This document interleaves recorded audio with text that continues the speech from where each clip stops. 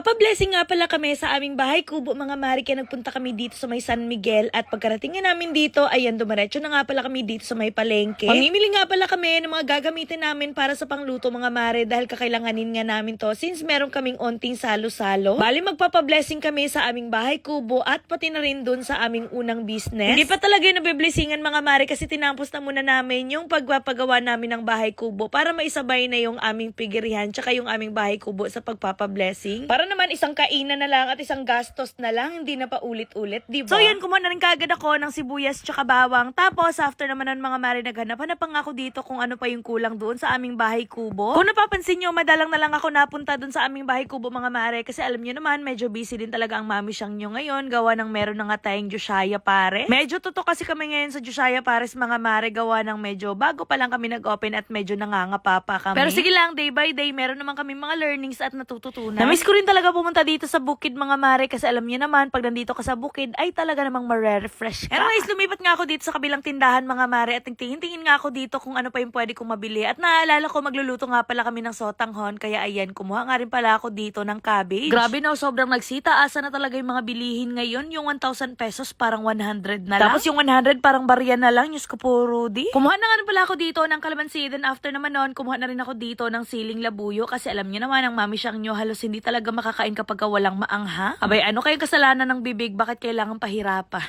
Charing. Muha na rin ako dito ng mga paminta kasi alam nyo naman mas lalong sasarap yung ating mga lutuin kapag ka merong paminta. Pero syempre, depende pa rin yun sa mga niluluto nyo. Bumalik nga ako dito sa una kong binilhan mga mare at nagtingin-tingin na nga rin ako dito ng mga toyo at suka. At syempre, binayaran ko na nga rin kaagad bago ko pa makalimutan at itakbo. Charing. Munti ko pa nga makalimutan itong crispy fry mga mare. Ako hindi talaga pwedeng makalimutan to dahil may mga bata kami mga bisita. Syempre alam niyo naman pag mga bata, nako, fried chicken talaga yung unang hinahanap. Anyways, after nga pala namin mamili at magbayad mga mare, umuwi na nga rin kaagad kami papunta dito sa aming bahay kubo at grabe, sobrang ganda talaga dito at lakas maka-fresh. Ewan ko ba mga mare, pag nasa bukid ako, feeling ko talaga napakaganda ko. Charing. Kasi pag doon kasi sa bahay mga mare, feeling ko na-stress ako at feeling ko ang pangit-pangit ko.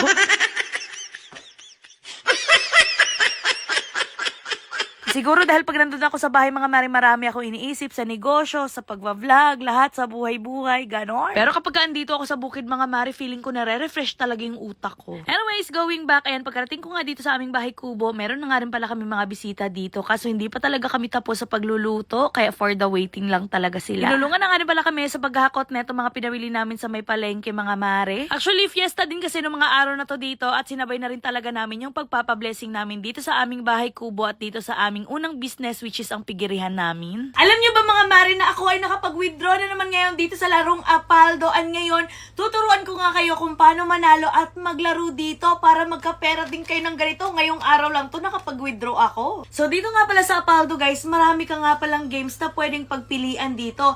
Pero isi-share ko sa inyo kung ano yung nilalaro ko. Actually dito sa Apaldo marami ka talagang games na pwedeng pagpilian.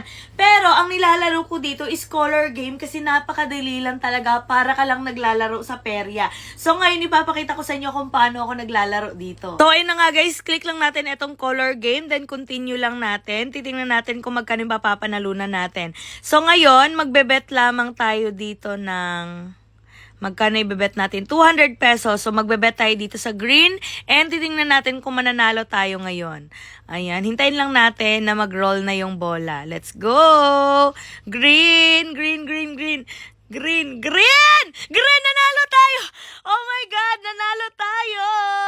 O diba, ganun lang talaga kading manalo at maglaro dito guys. Mamimili ka lang ng kulay na tatayaan mo para ka lang naglalaro sa perya. So dito tayo ngayon sa color red. Ayan, tingnan natin kung mananalo tayo. Red! Go red! Red! Red! Nanalo ulit tayo guys. Grabe, napakaswerte natin ngayon. Ganun lang talaga kadaling manalo at tumaya dito guys. Ayun guys, tagtaya tayo dito sa may color yellow. Titingnan natin kung mananalo tayo. Let's go. Para ka lang talagang naglalaro sa perya.